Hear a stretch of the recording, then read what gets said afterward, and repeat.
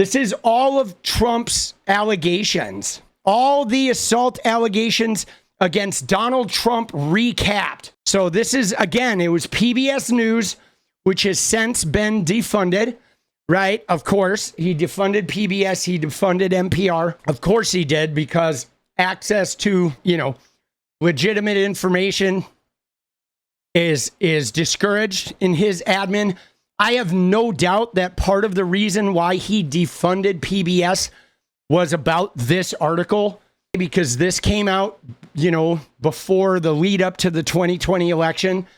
And this article was super toxic for him. I mean, he should have never gotten elected. Let me just say, the fact that Americans voted for this guy in the beginning after the Access Hollywood, the grab him by the and all that shit, and all the negativity, making fun of the disabled people, all of his business failures, his just abject toxicity. He is like such a low-grade human being.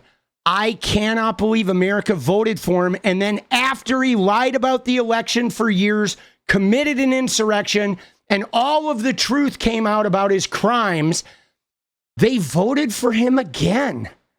Wow. Dude, it's almost like somebody should fire a nuclear warhead right into the center of America, and we should just wipe the slate and fucking start over, bro.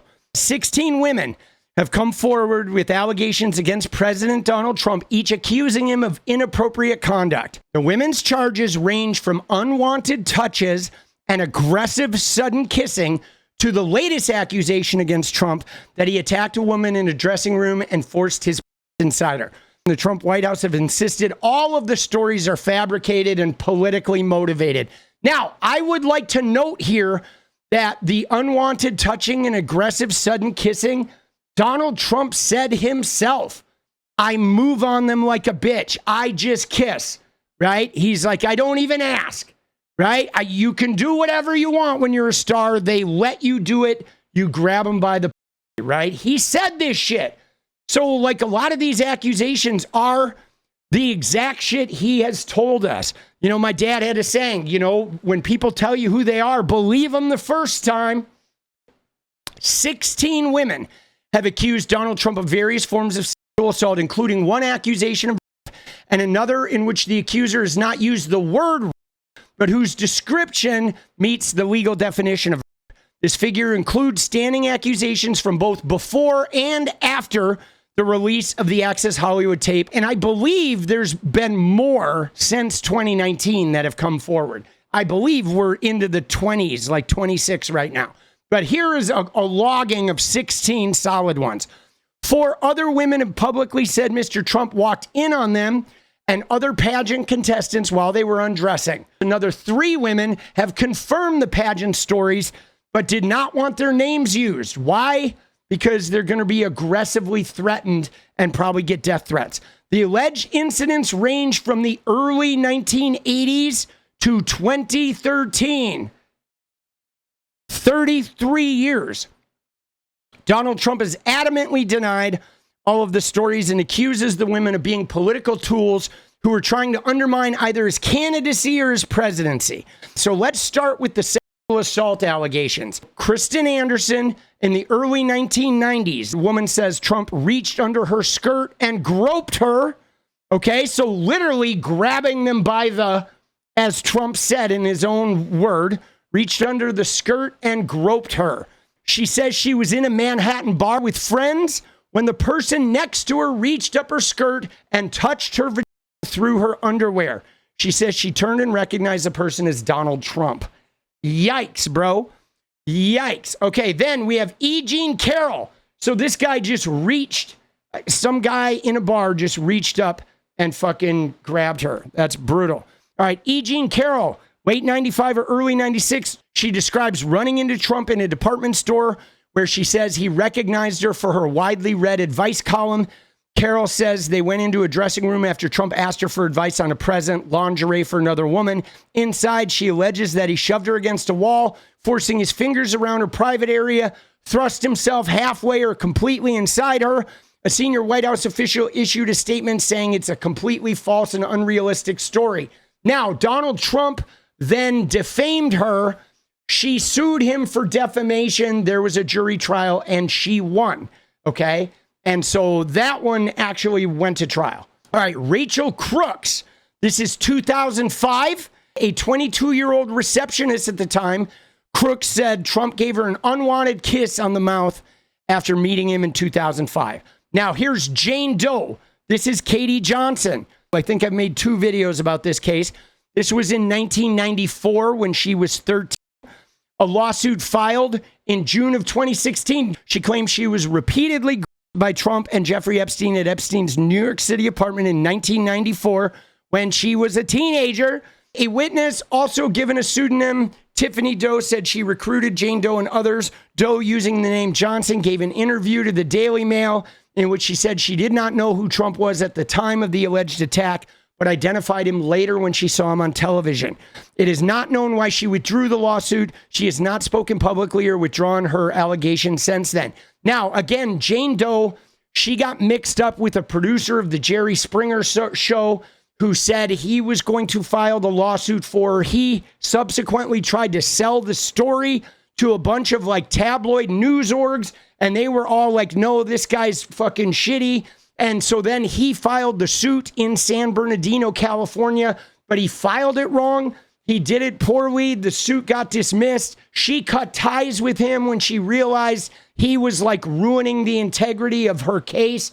And so then she went to Lisa Bloom, who was the attorney who, Bill O'Reilly, okay, who defended his victims. Lisa Bloom filed an actual correct lawsuit in New York, okay? In 2016, they had a press conference set for like November 2nd or something in 2016, and then Katie Johnson backed out at the last minute, said she was getting death threats, and the suit was voluntarily withdrawn. So that's the full Katie Johnson story. Now we have Jessica Drake, 2006. While working as an adult film actress, Drake says Trump invited her to the room where he was staying in Lake Tahoe. In the room, she says he grabbed, hugged, and kissed her and 2 other women who accompanied her without permission. Later, she alleges Trump called her and pressed her to return to his room, offering $10,000 at one point, and Drake says she declined. So he was groping on her and her friends, and then he tried to get her to take 10 grand to come up for a little woohoo, right? Scumbag. Okay, Jill Hearth. This is 92-93, a Florida businesswoman who partnered with Trump and later dated him. Hearth alleged that he groped her under the table at dinner with her boyfriend, then repeatedly got her alone, and it would turn into a wrestling match. She sued Trump for breach of contract, sexual harassment, and at one point attempted rape. She settled, and then in 98, she dated him. Like, dude, WTF, bro. Like, she files all this shit, she settles, and then she dates him. I mean, that's insane. But a little Stockholm syndrome going on with that one. Kathy Heller, 1997, at a Mother's Day brunch for Mar-a-Lago Club members' families in 1997, Heller alleges that when she was introduced to Trump, he grabbed her and tried to kiss her on the lips. Heller says she leaned back to avoid him, and then he kissed her on the side of her mouth. And Heller is a Democratic donor, whatever that means. Oh my God, a Democratic donor. Surely that's the reason why she did it, right? I mean, you know, you see some of these aren't even like major breaches. And I don't want to minimize if you meet somebody and somebody's like trying to stick their tongue in your mouth, or they're kissing you or touching you in an unwanted way. All of that is sexual harassment and small version of sexual assault. All of it is. You have a right to not be felt up sexually or kissed or whatever, or groped on without your consent. 100%. That is sexual assault. It's different than rape and you know, absolute like molestation and, you know, touching your private parts. But I don't want to minimize this shit, right? Just because it's not the craziest shit. But these types of things, what's crazy about this, guys, is when you look at the men who actually commit grapes and the men who actually fondle women's private parts against their will, they normally have a trail of these kinds of behaviors. They do. They have a trail of these kinds of behaviors where for them, crossing a woman's boundaries and like breaking the barrier of her private space and her safety, they do that regularly as though that's like the minimum, right? It's like the minimum behavior that they're allowed to engage in. They do. There's always a history of this, like a lot of it. Laaksonen, 2006, she was a former Miss Finland. Trump squeezed her butt as she and other pageant contestants stood next to him for a publicity photo ahead of an appearance on the Letterman show. Then you have Jessica Leeds, early 1980s. Okay, Leeds said she sat next to Trump in first class on an airplane and that he kissed her, groped her chest, and reached up her skirt, leading her to move back to coach. He was like an octopus, she told the New York Times. A British man whose interview was arranged by the Trump campaign said he was on the flight, that Leeds' account is false, and that he remembers Leeds acting inappropriately. Now, that's real believable, right? That the New York Post, which is a very Trump-friendly publication, they published a story from a British man who the Trump campaign set up the interview that said, yep, she's lying. Jessica Leeds, I remember hearing about this one. Dude, the whole octopus comment, I remember like that one being a big deal, that he was like all over her. And in fact, she left first class. Leeds was 38 at the time, living in Connecticut. She had been seated in coach, but a flight attendant invited her to take empty seat in first class. The seat was beside Mr. Trump. He introduced himself, shook her hand. Oh, so she wasn't coach, got invited up. Now this makes me wonder, right, how she got invited up. Okay, and then she sat next to Trump or whatever. They exchanged pleasantries, because this makes me wonder. You know what this makes me wonder? This makes me wonder if like Trump saw her and sent the flight attendant back to invite her up, right? Isn't that crazy? That's what it feels like when I see this, because he was a notorious, like, you know, very famous, very wealthy, notorious sort of like, you know, predator. And so the minute I see that she was in coach, I think, oh my God, he went and got the flight attendant. I bet he did. I bet he sent her back there and was like, you need to go get that woman in the whatever, the black skirt or whatever, right? With the blonde hair. And then they bring her up. That is exactly, I mean, dude, they always do this kind of shit.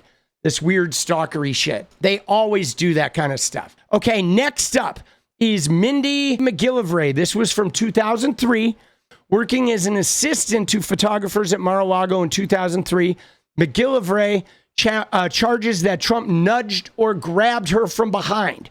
Then we have Jennifer Murphy, 2004, a former Miss USA and The Apprentice contestant, says that Trump kissed her on the lips after walking her to the elevators following a meeting in New York, which he said was to discuss a possible job. You know, like anybody who had been following Trump or had followed any of like the New York social scene, he had been well known of like doing this, of using things like The Apprentice or the modeling agency or his pageants to sort of like dangle a carrot in front of women to try and get stuff from them.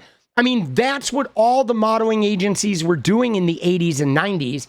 They were literally John Casablancas, Jean-Luc Brunel. They were all doing that shit. Like the modeling industry was just a huge sexual abuse environment that was like tolerated. Like, man, back in the 90s, dude, it was so like prevalent. And that's the kind of shit, like these guys, they just do this in a serial pattern, right? It's like unless they go to some serious therapy or they go to jail, this behavior like never ends. It is like a habitual fucking thing. You know what I'm saying? If they don't get help for it, it's really fucking gross. It's really, really gross, dude. All right, Cassandra Searles, 2013. She was Miss Washington 2013. She said, he probably doesn't want me telling the story about that time he continually grabbed my ass and invited me to his hotel room. Natasha Stoynoff, December of 2005, was a celebrity reporter covering for Trump for People magazine. She alleges Trump assaulted her while she was at Mar-a-Lago interviewing him, and Melania Trump for a story about their 1-year anniversary. Okay, she alleges Trump took her to a private room, pushed her against the wall, and aggressively kissed her. Stoynoff also says a staffer told her Trump was waiting for her the next day at a massage appointment. Dude, that's so gross, right? He's like skeezing on them when they have a massage appointment at the spa in Mar-a-Lago, and he's like going in there.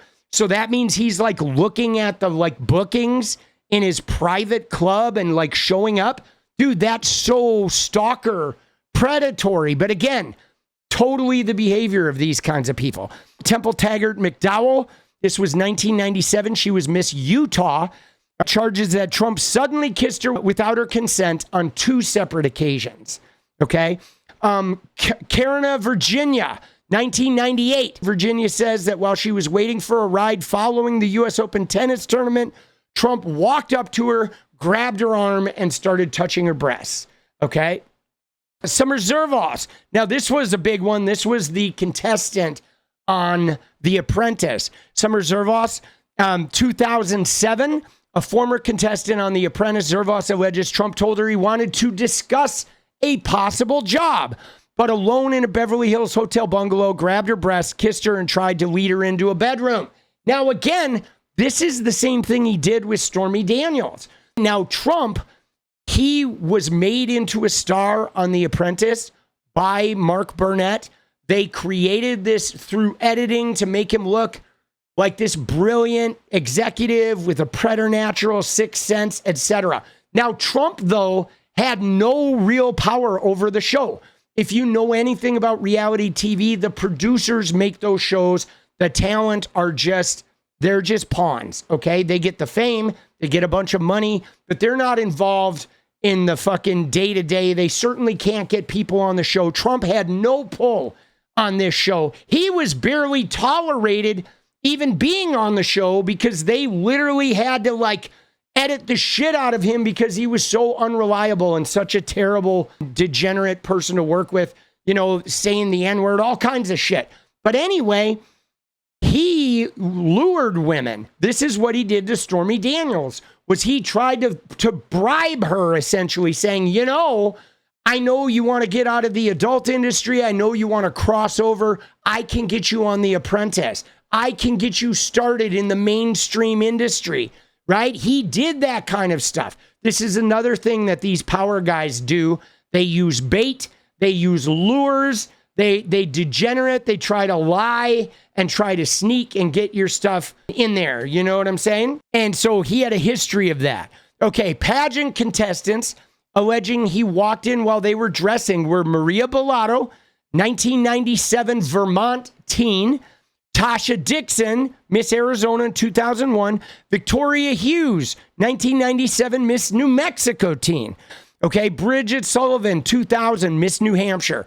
And BuzzFeed reported that 3 other anonymous sources from the 97 Miss Teen USA pageant confirmed Bellato and Hughes' story, but they just did not want to be identified because they didn't want to deal with the consequences, the death threats, etc. Other allegations of improper conduct were Lisa Boyne. Summer of 96, Boyne alleges that at a group dinner, Trump and other men forced women to walk over the table, right, to leave their seats, and that Trump looked up the women's skirts and commented on their underwear and genitalia. Oh my God, dude. Isn't that crazy? That's crazy. But again, dude, this kind of shit, these wealthy guys, they get away with this shit. Now you ask, like, why?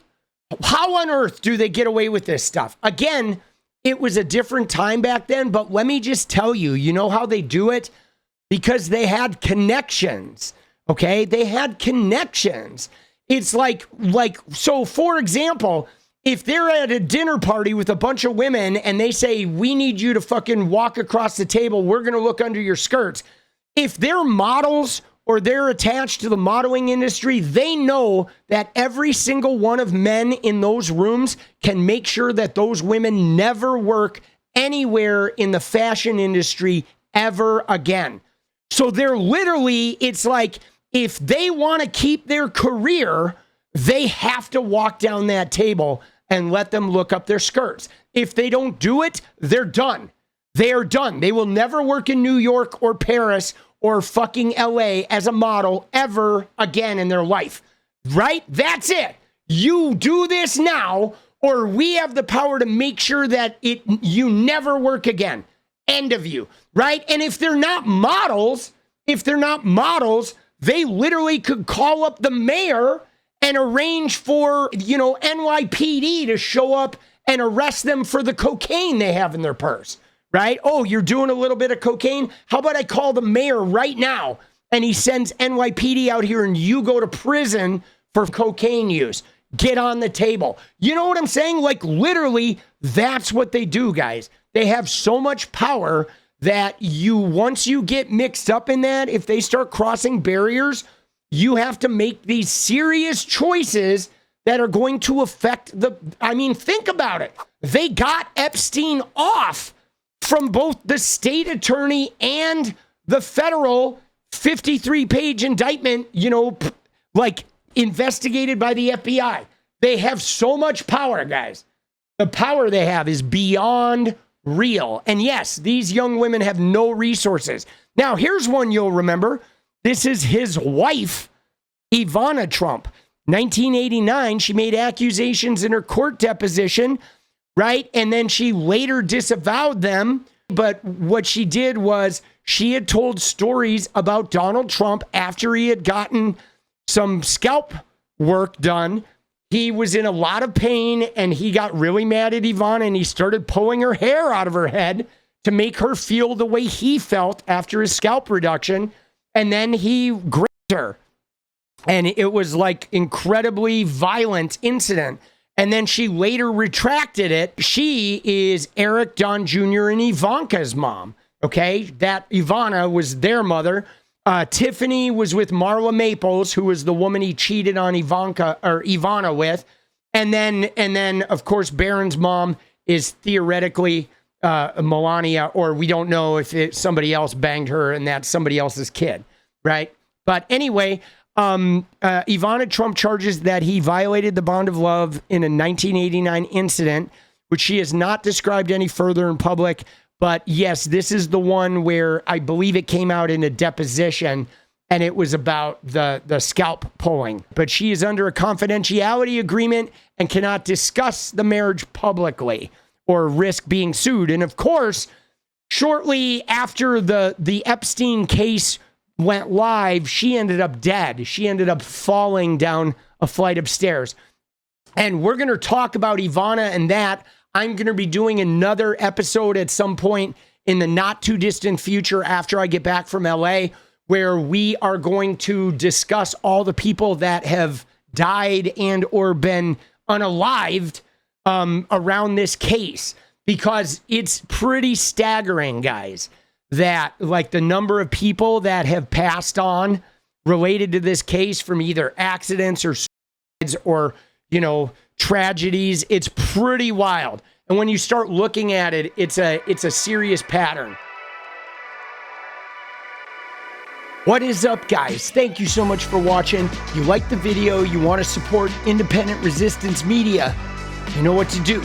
Drop that sub, hit the like button, and please share it. And we do love our members, so if you want to become a member, it's another really great way to support. Thanks again for everything, guys. I'll see you next time. Let's go.